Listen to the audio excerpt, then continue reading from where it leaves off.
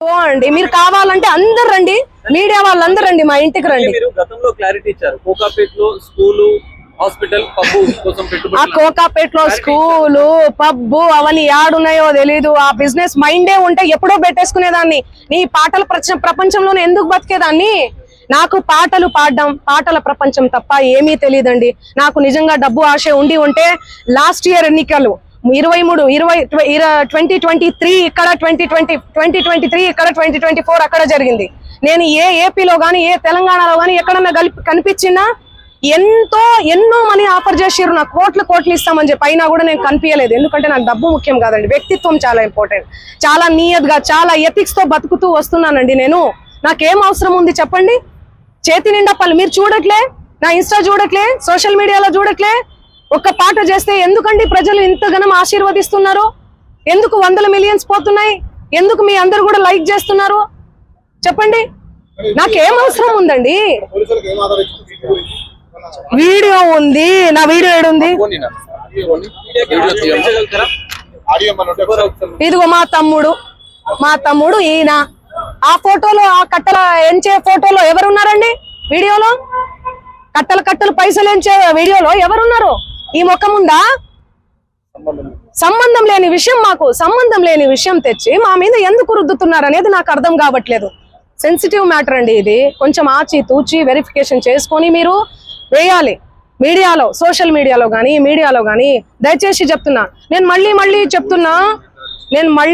చెప్తున్నా, తనది గిన నాది గిన ఇందులో ఇన్వాల్వ్మెంట్ ఉంది అంటే మీరు ఎక్కడికన్నా రమ్మని చెప్పండి, నేను సిద్ధం. మీడియా మిత్రులందరికీ కూడా చెప్తున్నా, నాది ఇన్వాల్వ్మెంట్ లేదు ఈ కేసులో అని అంటే గిన మీరు ఆ సుబ్బు అనే అడ్వకేట్ ని మీరు ఏం చేస్తారనేది నాకు మాట ఇవ్వాలి. సిద్ధమా? దానికి చెప్పండి, సిద్ధమా?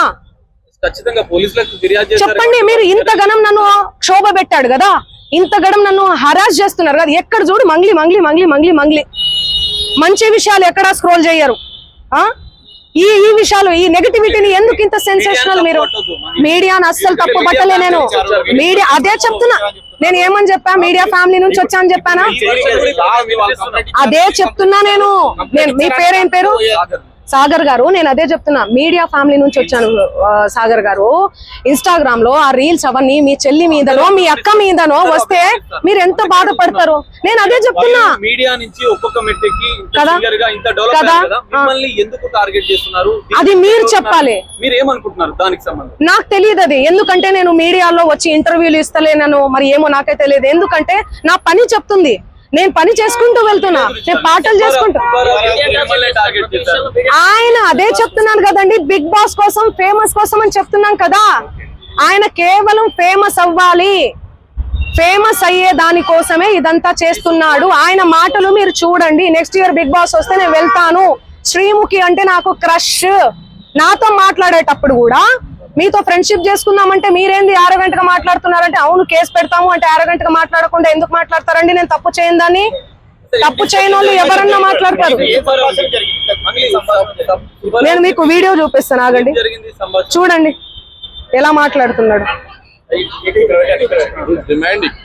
ఎట్లా డిమాండ్ చేస్తున్నాడు చూడండి. ఇంతే సౌండ్ అండి ఇది. చూడండి, మేమన్నా ఆకాశం నుంచి ఊడిపడ్డావా? నడుమంత్రపు సిరియా ఇదంతా? ఇంత వల్గర్ లాంగ్వేజా? ఇంత సోకులు ఎందుకు పడతారు మీరు? ఎలా వస్తానండి? నేను అదే చెప్తున్నా, పనులు ఉన్నాయండి, నాకు ప్రోగ్రామ్స్ ఉన్నాయి. కర్ణాటకకు పోయినాను నిన్ననే. నేను శ్రీదత్త యూనివర్సిటీలో కాలేజ్ లో ప్రోగ్రామ్ కూడా చేశాను. మీరు చూడండి నా అప్డేట్స్ దయచేసి చూడండి. ఇన్స్టాలో నేను పోస్ట్ కూడా పెట్టడం జరిగింది. దీనికి నాకు ఏ సంబంధం లేదు. బాధితులకు దయచేసి పోలీస్ శాఖ వారు న్యాయం చేయండి. నేను బాధితుల డెఫినెట్లీ ఖచ్చితంగా ఉంటా నేను బాధితులకు. ఎట్లా ఫైట్ చేయబోతున్నాము? లీగల్ గా వెళ్తున్నామండి మేమంతా. మా లాయర్ గారు మాట్లాడతారు. నేను ఇప్పటి వరకు మాట్లాడాను కదా, మాట్లాడండి లాయర్ గారు.